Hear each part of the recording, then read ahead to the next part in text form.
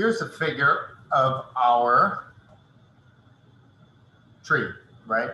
So you're going to see these same different things that I talked about before. There are a few things that are a little bit different that I want to go over here. So in our particular tree here, this is the tree trunk, and we can cut this trunk actually in 3 ways. One, we can go straight across, and that's what we were looking at before. We're looking at the circular end of this tree down on the bottom. The other one is we can cut right through the pith, and we call that a radial cut, or the radial face. And then lastly, we can shave an element off the outside edge, and that's what we call the tangential face. But we're going to see different elements within each of these different cuts as we look through this. You're looking at this, you can see the heartwood identified, the sapwood identified. There's something in here called a wood ray I've not talked about yet, but we'll talk about that in a minute. And then the different growth rings that we have. We have the outer bark, right, which we're calling the cork, an inner bark, the phloem, and then the layer in between that's growing, the cambium that exists inside of there. Down below here on this figure, we have 2 different types of wood. Over here we have our hardwood, right, so our angiosperms. Over here we have our softwood. Let's look at some of the anatomical structures that we can see inside of this. So we've cut across the transverse view here, and we see a number of different types of fibers. We see vessel elements in here. We'll see some fibers in here. Here's another fiber. We'll see parenchyma cells inside of here. We'll see wood ray cells that are inside of here, right? So a variety of different fibers that exist inside this tree, right? So this is a small block of wood that you have. It's going to be oriented so that the pith would be up here, right? So let me try to draw this in. Let me clear this up a little bit, right? So this would be oriented so the pith, the center of the tree, would be located in this side over here. Okay, so the tree is growing in that direction. Okay, so it's growing in that direction in this particular case here. One of the other things that you see now are these things called rays. And you see if this is the radial view, we've cut one of these rays. So we have these fibers and vessel elements going in this direction, which is up and down the tree. And then these are going radially out from the tree. They're shown up above here as these small lines that extend out, right? They're trying to depict the rays. If you think about the tree, it doesn't want to just be able to move things up and down the tree, up and down the tree. It also wants to move them from the center to the outside, from the outside to the center, and be able to do that as well. And it does that with the wood rays as you go about this. So that's our hardwood, right? So an overview of our hardwood. Over here we have a softwood. Softwood looks quite a bit different in this particular case. This is going to be oriented in the same way. So the pith is over here and it's growing in this direction, okay? So it's growing out in that particular direction. And you see now still some rays and some ray parenchyma. You'll see wood tracheids. And then that's about it. You do see this thing called a resin canal over here, but it's important to realize that resin canals go away. They're not their own fiber. They're not like a vessel element. A resin canal houses resin, right? So those naval stores, the pine tar and extractives and things like that. And around the outside edge here, you have these small cells that exist right, that are producing resin to fill this. When you go through a pulping operation, the resin canal ceases to exist, right? It just goes away. It's a blank. It doesn't exist. Over here, when we look at the vessel element, the vessel element is its own fiber and has a cell wall that goes all the way around the outside. All the way around the outside of that vessel element there. So then it exists still. Once we go and we get into our pulping, we'll see those persist. Here we're looking at, again, a hardwood and a softwood, just to compare some of their anatomical differences that we have. In this case, we have a growth ring that we can see. Over here, this is what? This is what we call the ray, right? So here's our ray over here. This is a hardwood on this side. A white oak is a hardwood. So this would be our vessel element, right? And you can see another one up here, another one over here, another one over here, right? Different vessel elements. If we go from the bottom here up to the top here, we have an annual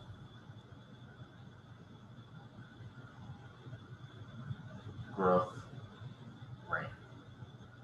So this is the amount of wood that grows in 1 year, right? The annual growth rate, the amount of wood that grows in 1 year. Starts down here, goes up to the top up here. Now inside this annual growth rate, clean up some things in here. I'm gonna erase that. Inside this annual growth ring, we actually have 2 types of wood. So there's sort of other components inside of here. We can break this down and say here's one type, and then up above here will be another type. This season, during the spring, right? So this starts during the spring. So what do you think we would call that? We would call that spring wood.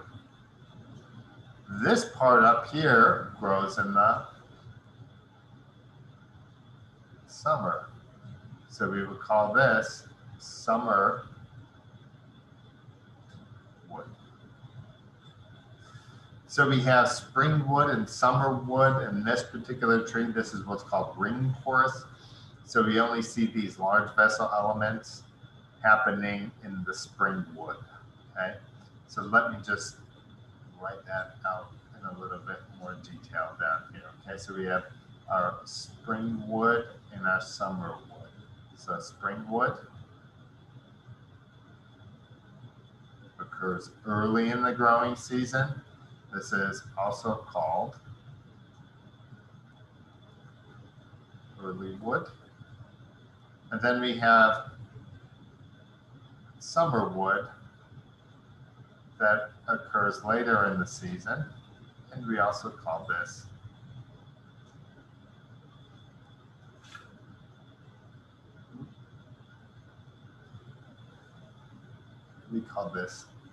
late wood, okay? So spring wood and early wood, summer wood, and late wood. Those are synonyms that we have in there, okay?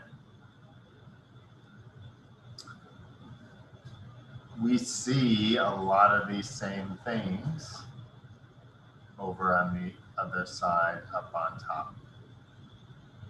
So first of all, if we look at, go back to green, because I like that green color.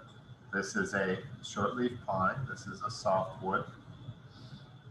Could you find the ray?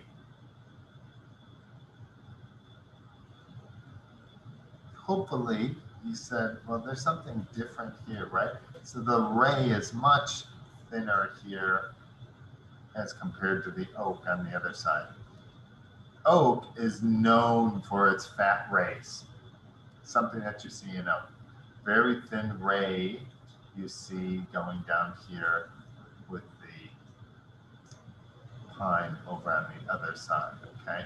So a thin ray that we see going down there. Can you see the annual growth rate? Pretty easy, I think, in here, right? So you can see the annual growth rate. Can you see the delineation between, right, the springwood and the springwood and summerwood are both going to be S's. So let me change that, right? This is going to be your springwood in here and your summerwood up here. We can see that there's a bigger distinction between the summerwood and the springwood in terms of these holes that are in the center of the wood, right? You'll learn in a little bit that these little holes are called lumens, right? The lumens in the fiber. And over here we see what? Is that a vessel element? No, right? That's a resin canal. Remember, softwood has no vessel elements. If you can't see the seed on a tree, you can tell whether it's a hardwood or a softwood by the presence of vessel elements. If you see vessel elements, that's telling you it's a hardwood. If you don't see vessel elements, that tells you it's a softwood.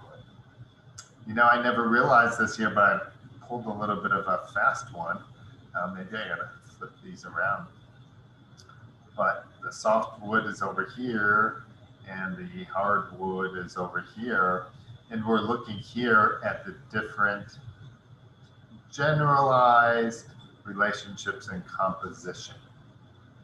So 3 main materials that we're going to talk about: cellulose, hemicellulose, and lignin.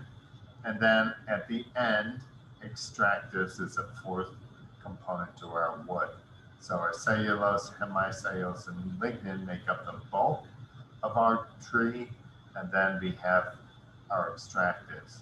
You can see the range on the percentages here. And again, these are generalized numbers. There's lots of potential variability that we can encounter. Some of the things you should look at this and kind of pick out of this for right now is hardwoods tend to have more carbohydrate content. The carbohydrates include the cellulose and the hemicellulose. If you add these two up over here, you're getting about 75%, right? Plus or minus.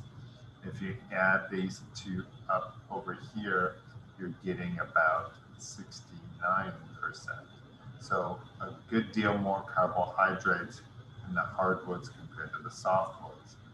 This is made up by a difference in lignin, so more lignin in the softwoods, right? The hardwood has fewer lignin, and then you can see, you can actually find more extractives in the hardwoods as compared to the softwoods.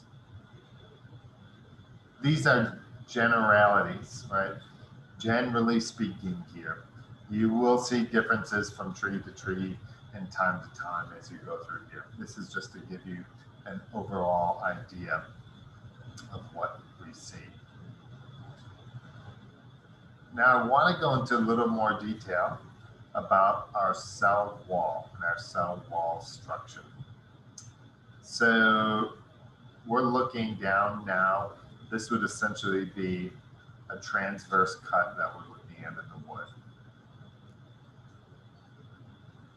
And again, this is obviously idealized here. So here were the fibers that we saw before. And in the middle of these fibers, and you see there's a few fibers around here, and there's another one here, putting an X in there. In the middle, it's empty. Right, so this creates like a tube. And that middle empty portion, we call that, right, so this middle empty portion, we call that the lumen, okay? So that's the lumen of our fiber. The tree is actually growing the wood, once this is produced, from the outside towards the center, where the protoplasm, the live part, will eventually die away once this structure is grown. If we look at this in a little more detail, now we see that there are two walls. The first wall is what we call the primary cell wall. So the primary cell wall. This is a relatively thin amount of material around the outside. These lines you see here are representative of the microfibrils. We're going to talk about microfibrils some more, right? The microfibrils and the microfibril angle. And as we grow this, we go from the primary cell wall to the secondary cell wall. Why am I putting exclamation points there? Because this is what makes this wood, right? Remember, secondary cell wall growth. This S1, S2, and S3 is what makes this wood, right? So those different elements that we go in through there. So primary wall, secondary wall, S1, S2, and S3 layer. And if we look at this, the biggest amount of this is in the S2 layer. That's really important for understanding our properties.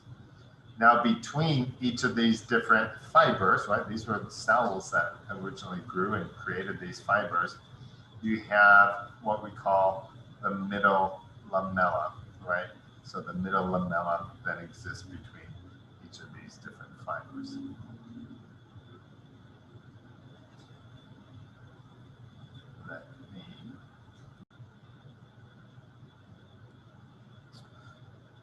So there was this time, and I may have told you this story already, but I like this story, so I'm gonna tell this again. There was this time I was driving along, and my son asked me, "Dad, what are trees made out of? What are trees made out of?" And I said, "Well, son," and I'm thinking, right, he's in like kindergarten, right? So he's like 6 years old. So I'm thinking, what are trees made out of? I know this. I got this. I said, "Well, son, trees are made out of three things. They're made out of cellulose, hemicellulose, and lignin." And I'm thinking I did a great thing as a dad. I taught my son something that no other kid in kindergarten is going to know. And he sat in the back seat for a while, and he said, "You know what, Dad? They're also made out of three other things as well." And I said, "Well, geez, that's really interesting." And so I said, "Well, what is that, son? What other things are trees made out of?" He said, "Well, they're made out of leaves, bark, and wood." And that's how I learned not to overcomplicate everything all the time when my 6-year-old explained that to me. When we get into our next section, I'm going to start talking about our three different main materials that make up our wood: our cellulose, our hemicellulose, and our lignin. I'm going to talk a little bit more about how the tree grows, and then we're going to move into our three main materials that make up our wood. Thank you guys for watching, and we'll be back again with another recording soon.